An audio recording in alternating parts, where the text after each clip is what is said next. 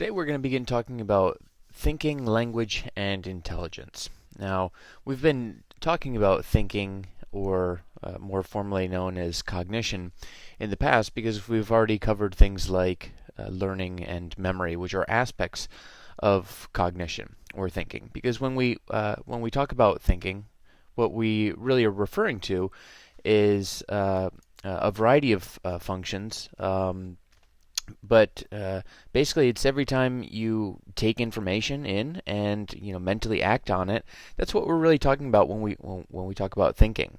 So it includes things such as the formation of ideas, drawing conclusions, expressing thoughts, and even comprehending the thoughts of others. And so this, although we think of thinking and language and intelligence as somewhat separate categories, they all certainly involve different aspects of cognition. So cognition just generally really refers to the activities, the mental activities that are involved in acquiring, storing, retrieving, and then using that knowledge. And again, as I said, that's something that we've previously discussed in terms of memory processes. And of course, memory is going to be very important in terms of thinking because that's what allows us to draw upon previously stored information and integrating that information with new incoming information. Thinking is, of course, integrated throughout the brain. We've already talked about the idea that there's this 10% myth out there that suggests that we might not be using all of our brain, but in fact, all of our brain is active pretty much all the time. But some areas, of course, are going to be more active than other areas at certain times. And the differential activation of different areas of our brain is largely related to the functions that it's performing. So when we're engaging in more complex types of problem solving and decision making, we tend to find that the area of our brain called the prefrontal cortex is more active than some of the other areas. We've talked about the prefrontal cortex and what the frontal lobes just in general do and how they're involved in what we usually refer to as more executive functions. That is, they are involved in managing and integrating and organizing the activity of other areas of our brain that perform what we might think of as more basic level aspects of cognition. But first of all, the building blocks of thought can be broken down into some very basic concepts, such as mental images, which are just previously stored sensory experiences. They could be, of course, visual, auditory, olfactory, tactile, motor, or even gustatory imagery. That is, just thinking about a certain smell or thinking about the motion that you would engage in while you're riding a bike or walking. Okay, these are all mental images, and we form concepts which are mental representations of a group or category that shares certain similar characteristics. For instance, we have a concept for dog. When I say the word dog, certain mental images come to mind. When I say camping, certain mental images come to mind. And when I say walking, certain mental images come to mind. There are three strategies that usually when we're younger we utilize in order to learn concepts. One type of concept is called an artificial concept, which is formed from logical rules or definitions. For example, if we believe that an organism that has wings and lays eggs, we might conclude that it's a bird because of the fact that when we initially learned these rules for how to categorize different things, we saw that there were these consistencies among these things called birds where they typically have wings and lay eggs. We might even say that they fly. Of course, there are going to be exceptions to that, such as in the penguin here. We also use prototypes, which are the best example or typical representative of a concept. That is, when we think of a certain concept, such as the dog, there are certain prototypes that are more likely to come to mind. If I asked you to draw a dog, you would probably draw the most prototypical example. That is the best example. You wouldn't draw a Chihuahua most likely, because that's not the prototypical version of a dog.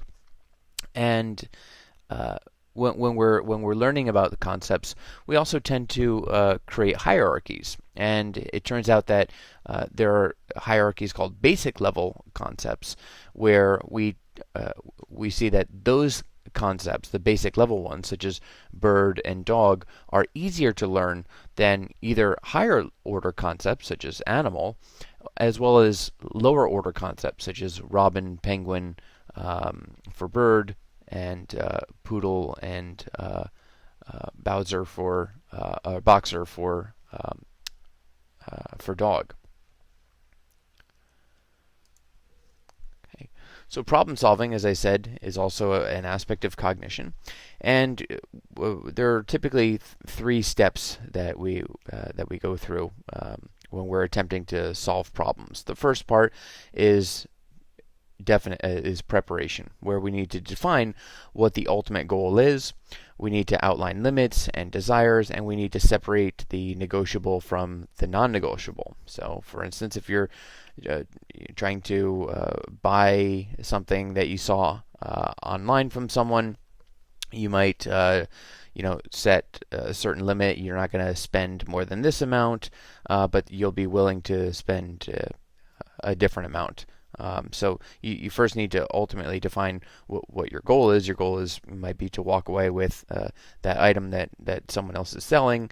And again, you need to outline your limits and desires. The second step is production. Okay, so what steps are you actually going to go through, or what procedures are you going to utilize in order to transition you toward getting that goal? And one thing that we can use is called an algorithm. This is a logical step-by-step procedure that will always produce a solution. You can think of an algorithm as a recipe. Okay, that if you follow this recipe exactly, you know exactly what product you're going to end up with. On the other hand, heuristics are simple rules or shortcuts that don't necessarily guarantee a solution, but often narrow the alternatives and are less cognitively taxing than algorithms. So, in terms of heuristics, you might think of it as sort of eyeing the amount of ingredients in a recipe rather than measuring them precisely. So, you might sometimes people use the heuristic that the proper portion of food that you want to eat at a meal is generally around the size of your fist. And then, of course, in the final step, you want to evaluate the solutions that you generated in step 2 and see if they match the criteria. And of course, if the answer is yes, then the problem is generally going to be solved. And if not, then you return to step 2 and you look for alternative methods of achieving your goal. Now, of course, we often run into some barriers when it comes to problem solving. One of these barriers is called a mental set.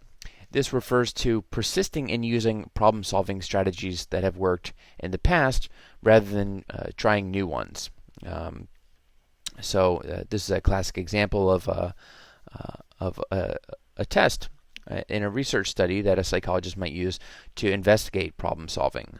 The instructions are typically, without lifting your pencil, can you draw no more than 4 lines to connect all 9 dots? And the mental set in this case is typically that you think that you need to stay within the confines of this blue box here, but there's nothing in the instructions that say you can't draw the lines outside of the box, and that's essentially how you could solve this problem using only 4 lines, as you can see in this picture here. Another barrier to problem solving is called functional fixedness. This is a tendency to think of an object functioning only in its usual or customary way. And once again, we have an example of a task that's been used in research studies, where the goal is to attach the candle to the wall so that it doesn't drip onto the floor using a box of matches, thumbtacks, and of course a candle. And the idea here is that we typically think of the box as being a container for the matches rather than a stand for the candle to be placed on the wall.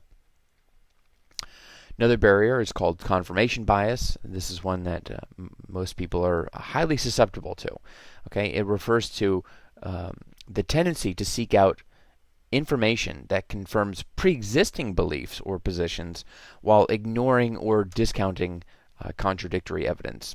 So this has a lot to do with the fact that when we're arguing with someone, we often see our point of view because it's easier for us to find information that is confirmatory to us, and it's we don't go around looking for most people don't anyway go around looking for information that would discount or disprove something that we believe to be the case. Again, we typically go out and look for information that confirms what we already suspected, and that makes us more likely to find that information. Of course, there are flaws associated with that. We might be neglecting other information that could be helpful to us, particularly in terms of problem solving in this case.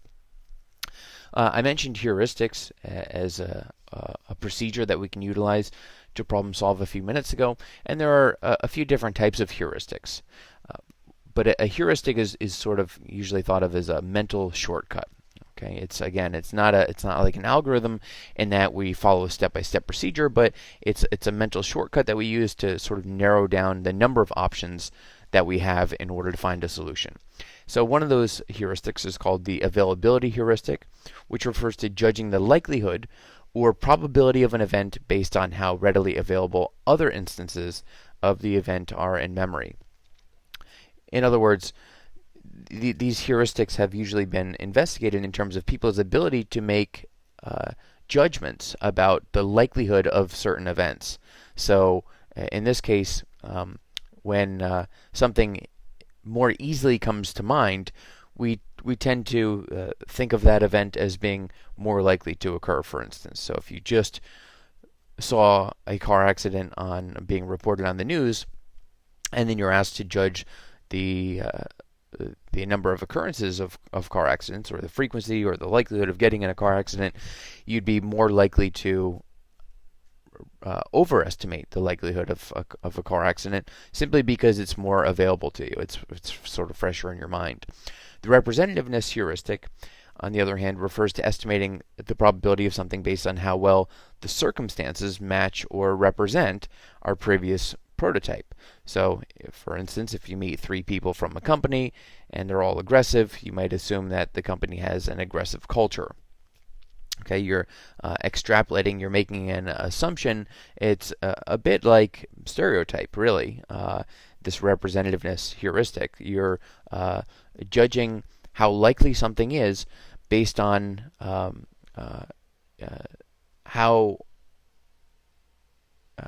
well the circumstances match a previous prototype. And the recognition heuristic, it refers to when judgments are made by relying on one single cue while ignoring other information.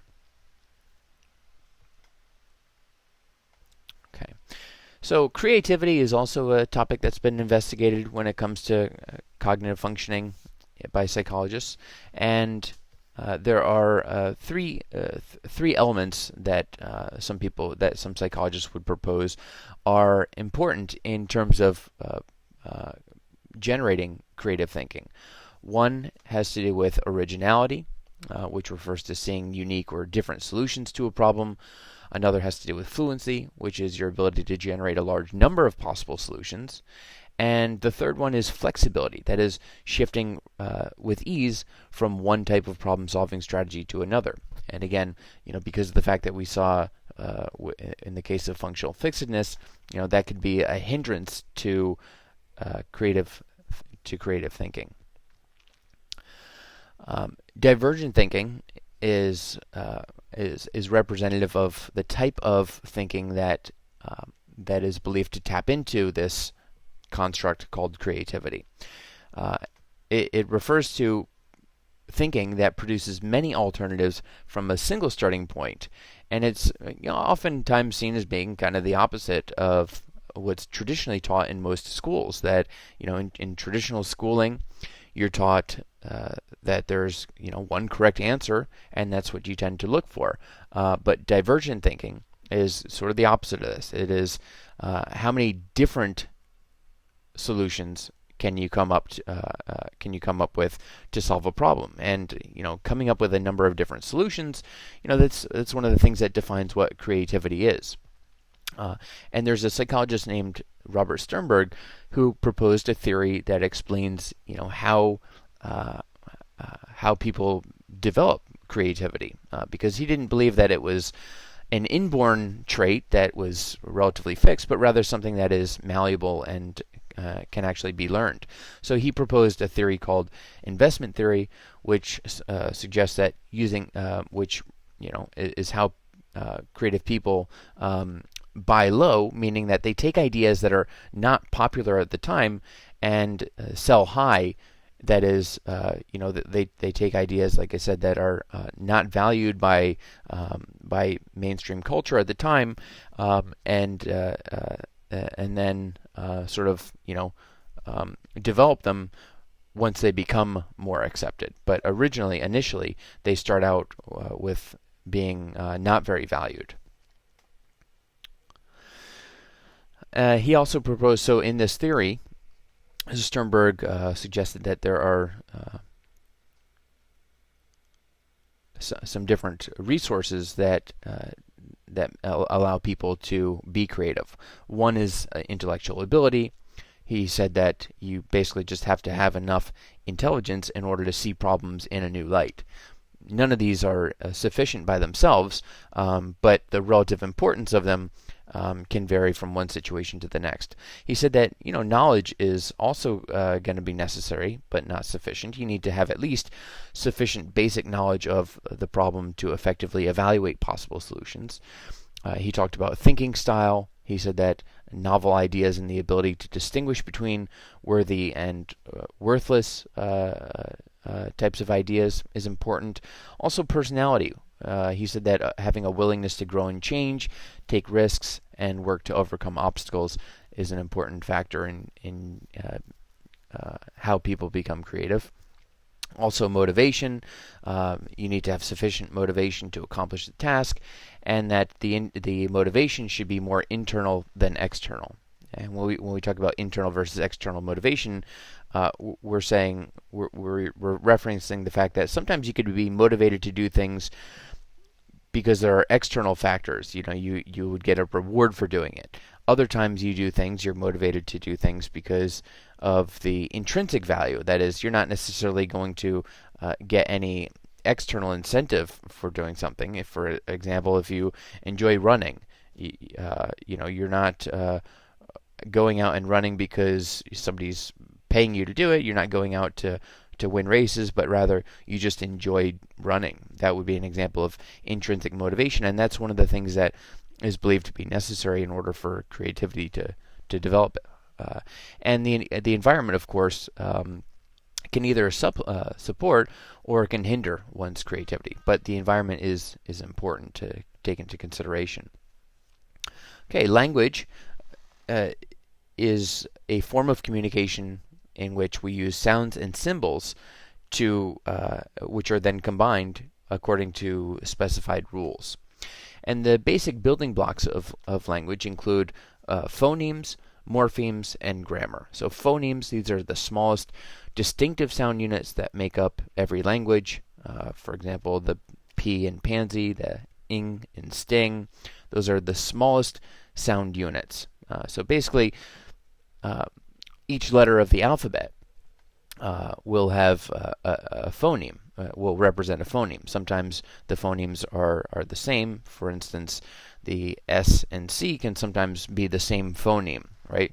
Circus and or cereal and cereal, two different phonemes using the cereal with a C, as in breakfast cereal, versus cereal with an S, as in one thing occurring subsequent to another.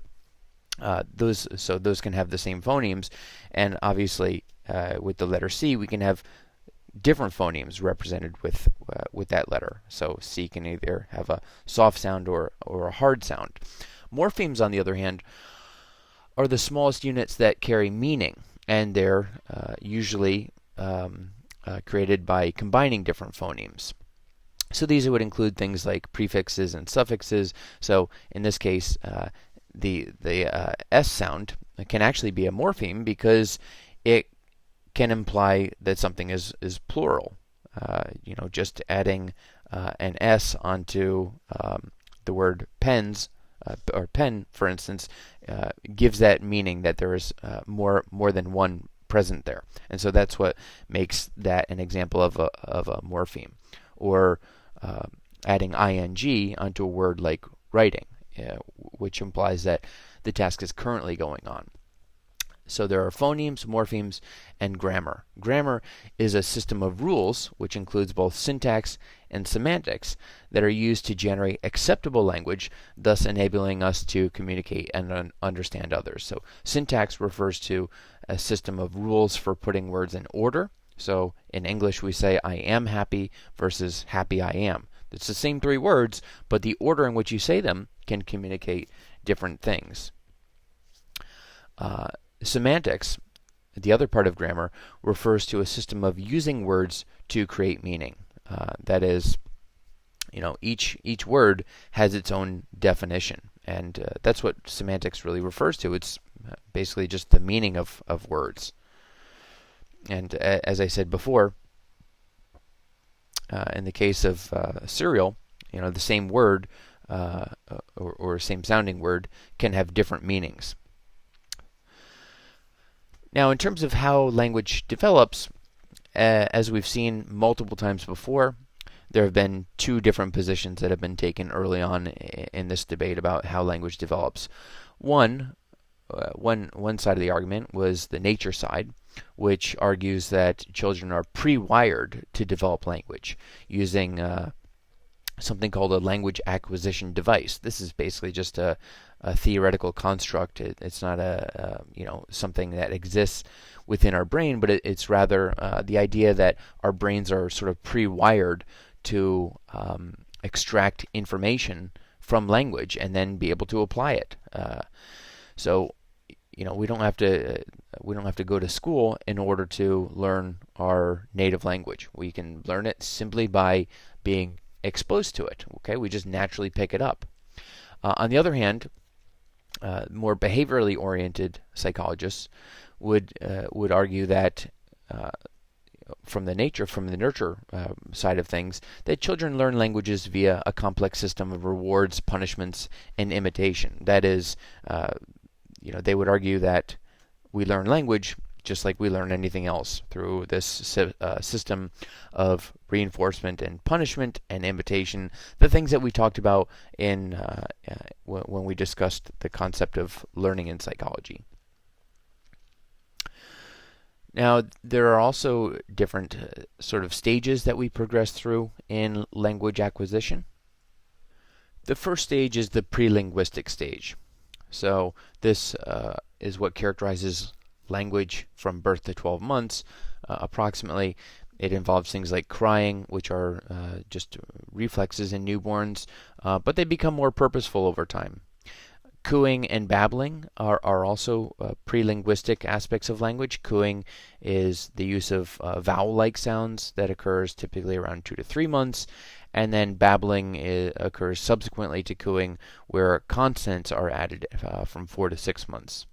So babbling refers to just the repeated production of these vowel-like and consonant sounds combined. Then we enter into the linguistic stage, where we start to see babbling resembling language, the language of the environment. That is, children begin to understand and relate to the meaning. Speech now will begin to consist of one-word utterances to express thoughts, and the expressive ability during this stage here more than doubles when words are joined into short phrases. Okay. Another characteristic of this early aspect of linguistic stage is overextension, which refers to using words to include objects that do not fit the word's meaning. So, for instance, a child first learning that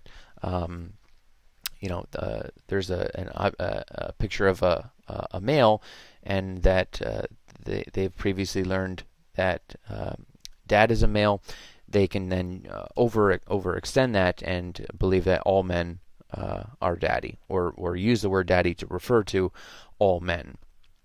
From 2 to 5 years, we start to see the development of telegraphic speech, which gets its name from the use of telegrams, that is, using the important words of the sentence, but omitting the non-essential connecting words. So, for example, they might say, "Me want cookie," excluding the word "a."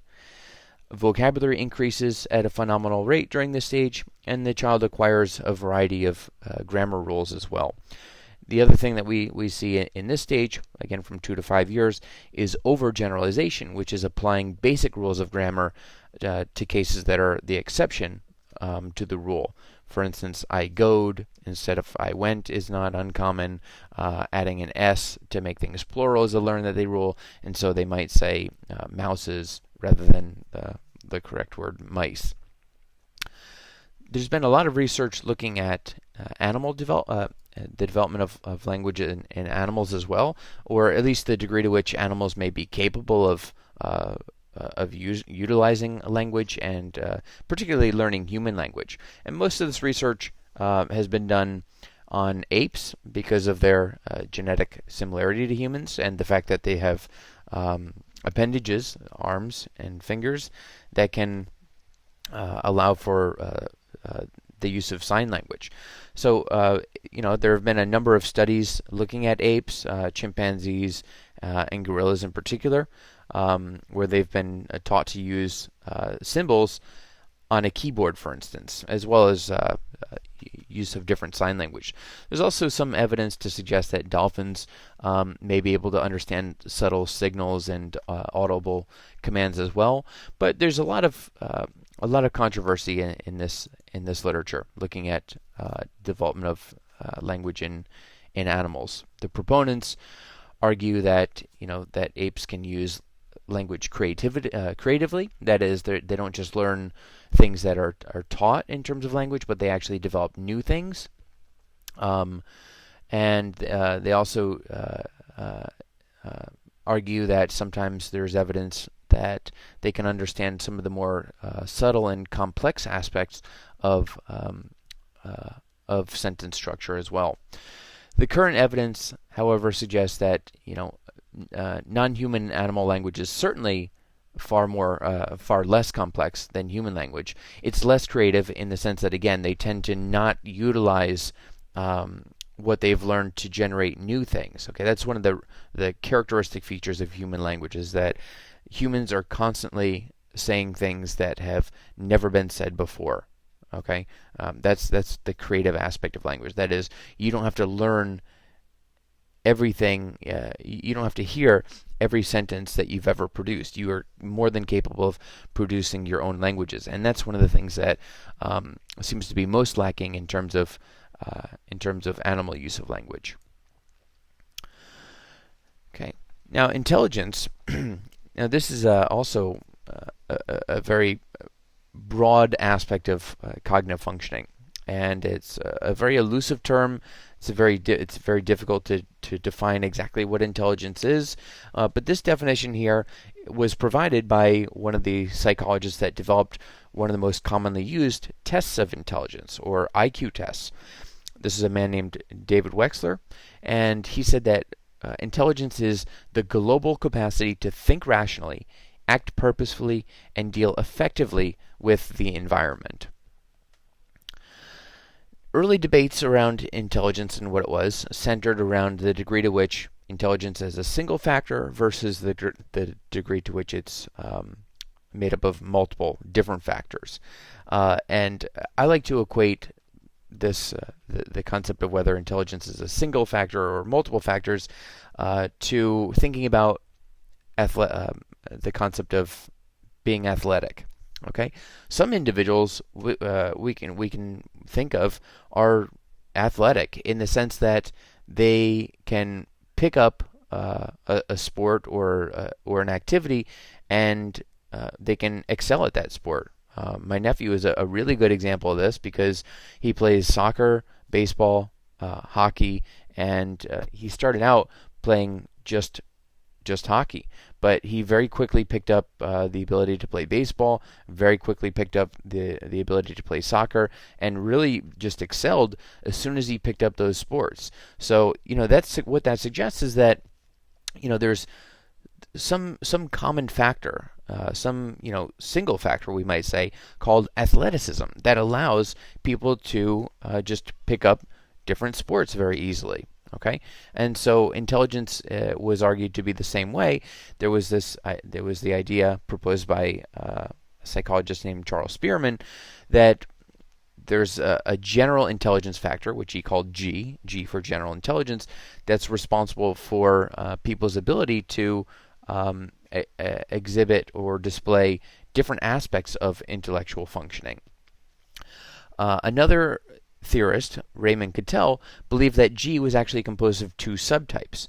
He referred to one as fluid intelligence, and this refers to the innate, inherited reasoning abilities, including memory and speed of information processing, the things that are not really learned. They're innate.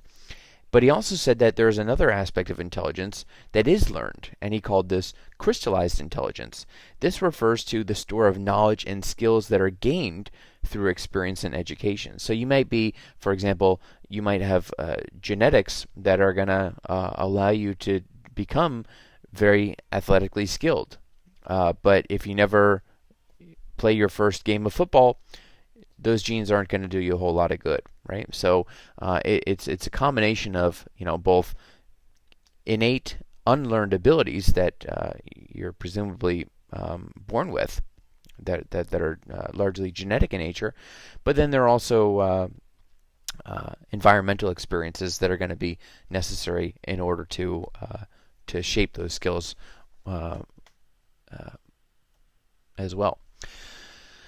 So other theories of intelligence have been proposed as well, one of which was proposed by Howard Gardner, who said that there are a number of different intelligences. This is the theory of multiple intelligence. He said that there's a linguistic type, which includes language, such as speaking, reading a book, writing a story, that people vary in terms of their linguistic intelligence, their ability to speak.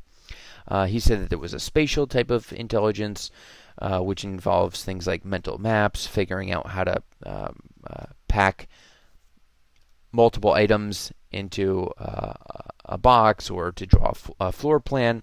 He also said that there's a type of intelligence called bodily or kinesthetic intelligence, which refers to body movement, such as dancing, soccer, and football. So he would characterize athleticism as actually a type of intelligence.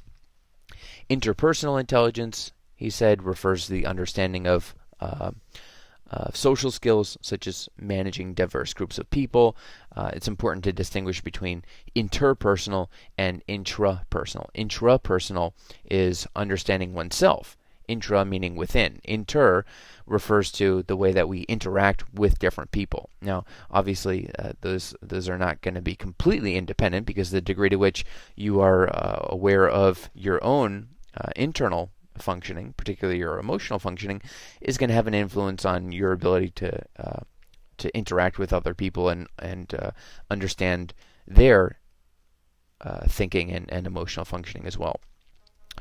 He also said that there was a logical or mathematic type of intelligence, which involves problem solving and scientific analysis, as well as a naturalistic type, which involves being attuned to nature, noticing seasonal patterns, for example, or just noticing things in nature and then being able to draw conclusions on the basis of that, as well as a spiritual or existential type of intelligence, which refers to an attunement to the meaning of life and death and other conditions of life.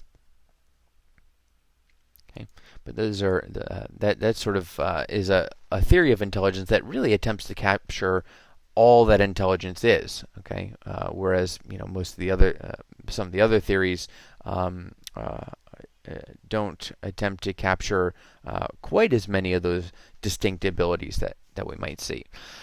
Robert Sternberg, he also came up with a model of his own view of intelligence called the Triarchic theory. Triarchic because there are three aspects of intellectual functioning in his view. The first type he referred to as analytical intelligence, which involves being good at analysis and evaluation, judgment, and other types of comparison skills. But he also said that there was, which is probably the most prototypical type of intelligence that we think of. It's more of the book smarts than anything else. But he also said that there's a type of intelligence called creative intelligence, which is being good at invention, which we talked a little bit before about, coping with novelty, and being imaginative. And then finally he said that there was also a practical type of intelligence, which is being good at application, applying things, implementation, execution, and utilization of skills. Okay, it's one thing to possess knowledge, it's another thing to use that knowledge for more practical purposes.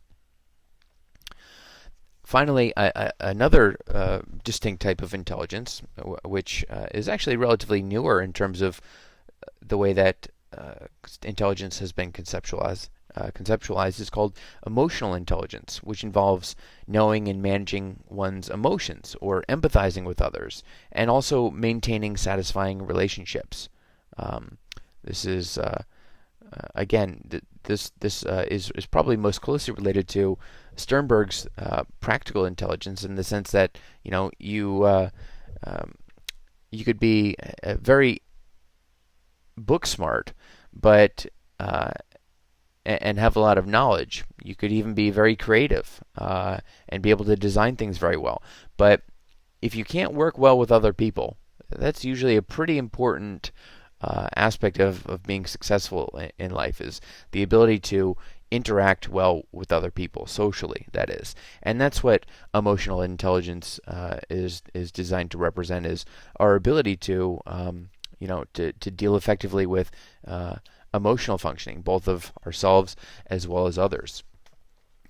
Now, when it comes to measuring intelligence, we rely upon certain types of standardized tests, which are called IQ tests. Okay, IQ is a bit of an outdated term in the sense that it represents a quotient, a division of one's mental age by one's chronological age. But today, we don't use that formula anymore. We don't divide someone's mental age by their chronological age, but rather we assess one's ability to solve certain problems on these tests and compare how an individual does to a normative reference group. And so IQ is typically expressed as a single person score, which is, again, in comparison to an average score that has been attained nationally, usually by people of a similar age. And what we see in this distribution here is that the average score is 100, but there's a range. Okay, you don't have to score exactly at 100 to be considered average. Anything between 85 and 115 is considered to be in the average range. And by average, what we really mean is within one standard deviation of the mean. Okay, you can see here that a standard deviation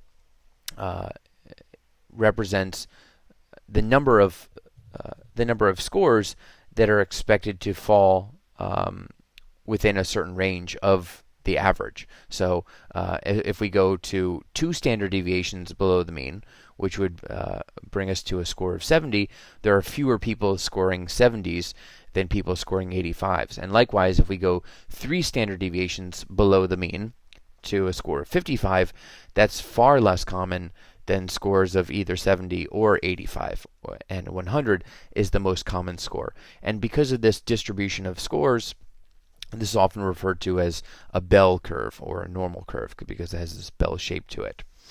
So the most common intelligence is called the Wechsler intelligence scale. Okay, there are different versions based on the age of an individual. There's an adult version as well as a child version and even a preschool version.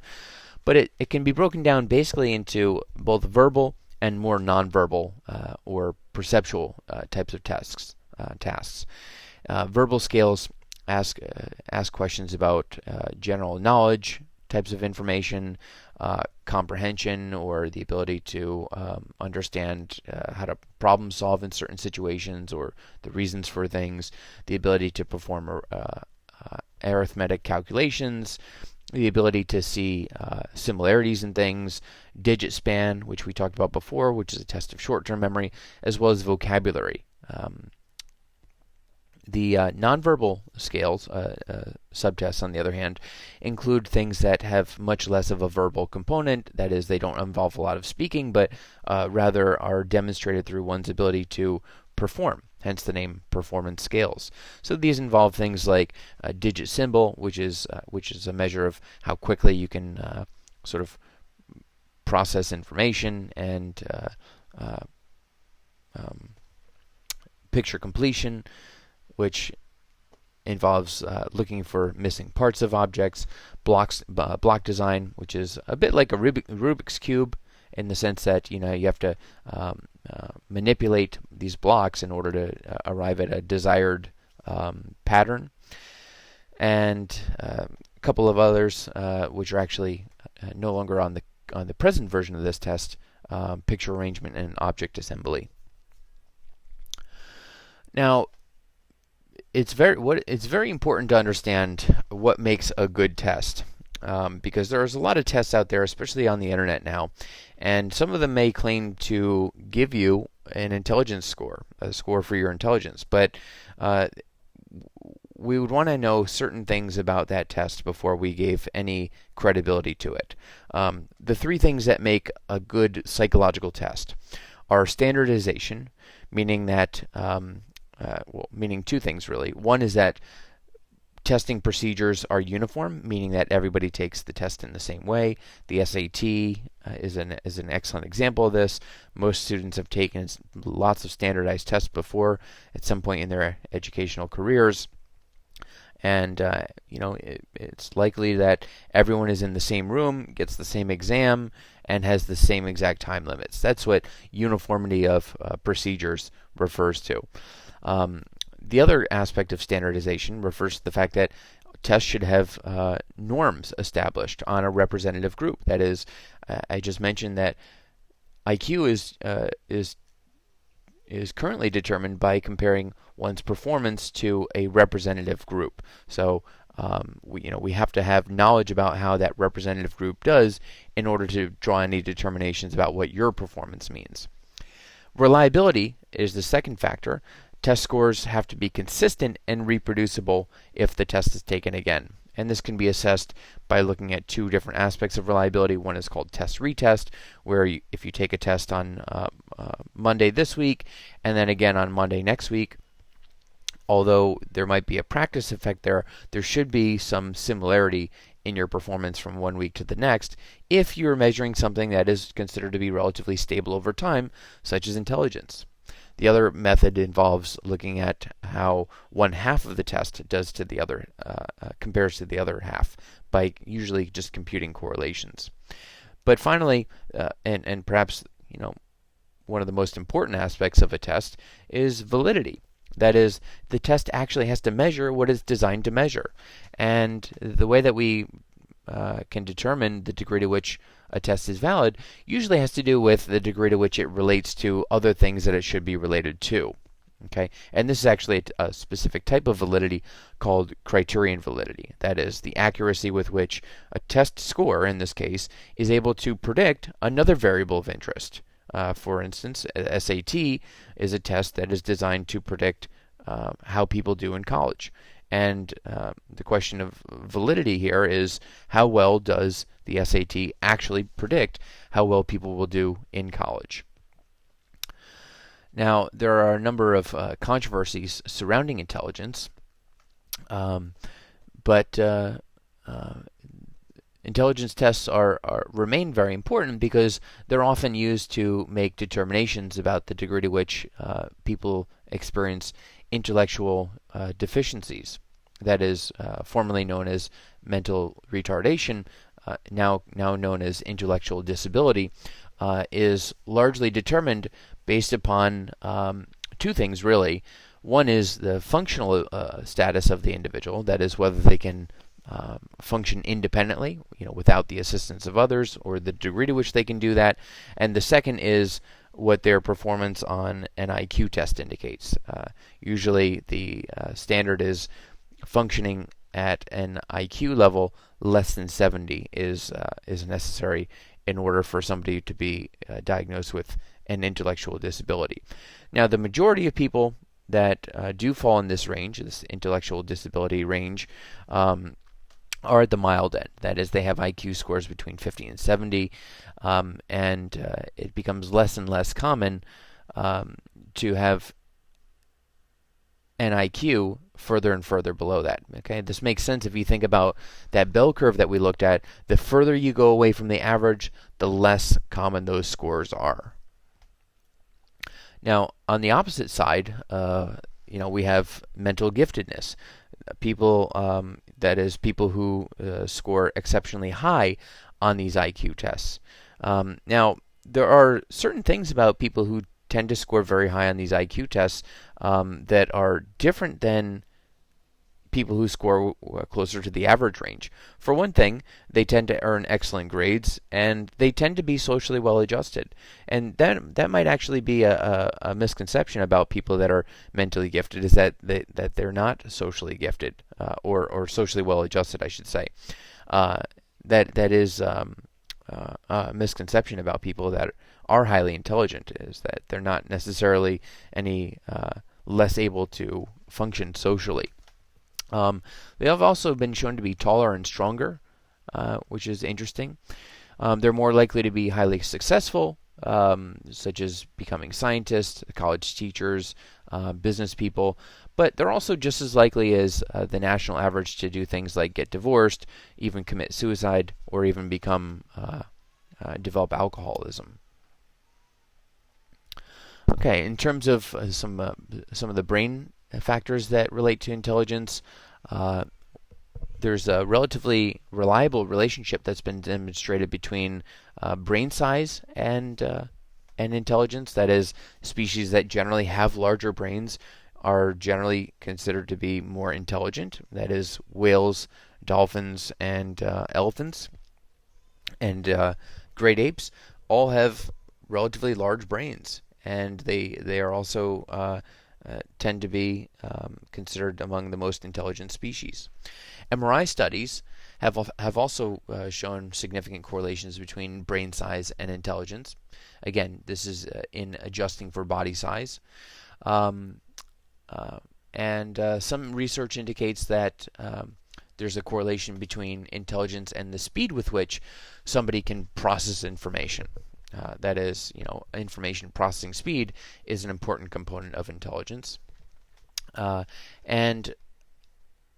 that suggests that the brain is actually just processing information more quickly, and that's one of the things that contributes to higher intelligence.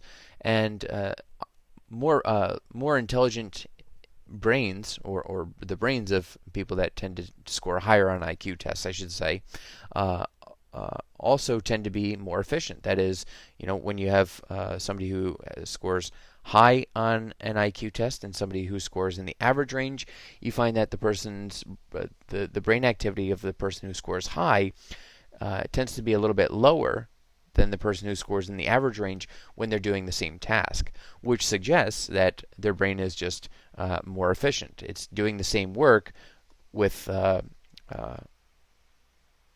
utilizing less resources. Okay, you can see the same thing in terms of people who are athletic. That is, the difference between a marathon runner or a marathon winner, I should say, and somebody who just goes out and runs the marathon is that a person who is winning a marathon is generally maintaining a much lower heart rate, running at the same pace as somebody who is not as fast. That is, their heart becomes much more efficient and that's actually one of the things that is characteristic of runners just in general, is that they tend to have low resting heart rates because they're more efficient at pumping blood. Now, in terms of the gene and environment influences on intelligence, as we can see from this graph here, there's certainly some good research to suggest that there's a strong genetic component to intelligence. This is based upon the fact that identical twins tend to have much higher correlations in their IQ scores than non-identical twins who are more similar than people who are more distantly related to one another. But in this same graph, we can also see that there does appear to be an environmental influence as well. That is, as you decrease the environmental similarity, such as identical twins being raised together versus identical twins being raised apart, we see a decrease in the correlation among IQ scores. So that suggests, of course, that that the environment is playing a role, and this is something that we've seen over and over and over again. Is this debate between the degree to which genes and the degree to which the environment influence various aspects of behavior. Now, because there do tend to be relatively reliable group differences in IQ test scores, the question comes up about the degree to which they may be culturally biased. That is, because different racial groups tend to perform differentially, the question then becomes, well, why is that the case? And first of all, it's important to keep in mind that race is impossible to define and is a socially constructed idea. It's not a biological concept. That is, you can't give somebody any sort of genetic test in order to determine what their actual race is, right? It's just something that we humans have socially defined, and we put people into categories. Intelligence is also not a fixed trait. The environment plays a significant role in IQ scores. The distribution of IQ scores between groups has significant overlap. Okay, so the example I usually give here is that men on average are taller than women, but it doesn't take very long to look around before you can find a woman who's taller than a man. That there's a large amount of overlap in the distributions for height of men and women, and so even though there's a difference on average, there's a tremendous amount of overlap, and you can't say whether somebody is male or female based solely on their height, nor can you say anything about an individual's IQ score simply based upon knowing what their race is. One of the factors that's been proposed to explain some of the racial differences that we see on these IQ tests is the idea of stereotype threat, which can actually have an adverse impact on the stereotyped group's performance. That is, when an individual believes that there's a stereotype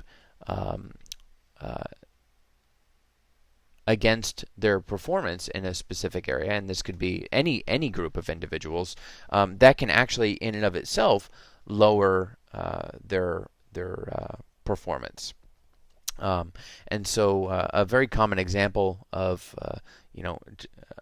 way to think about these group differences and the degree to which genetics and environment are working together to produce a final product in terms of one's IQ is that if you were to take the same exact package of seeds and put so in other words, no genetic differences here, and plant one set in soil that is not very rich in nutrients, and compare that to those same seeds placed in fertile soil, you'd see differences there that are entirely due to environmental differences. Okay, there would be some overlap between them, but on average there would be a difference between them, and that difference is almost entirely, in this case, due to environment because of the fact that the seeds were all the same. And so we can see that and apply it to human beings as well in terms of their intellectual functioning.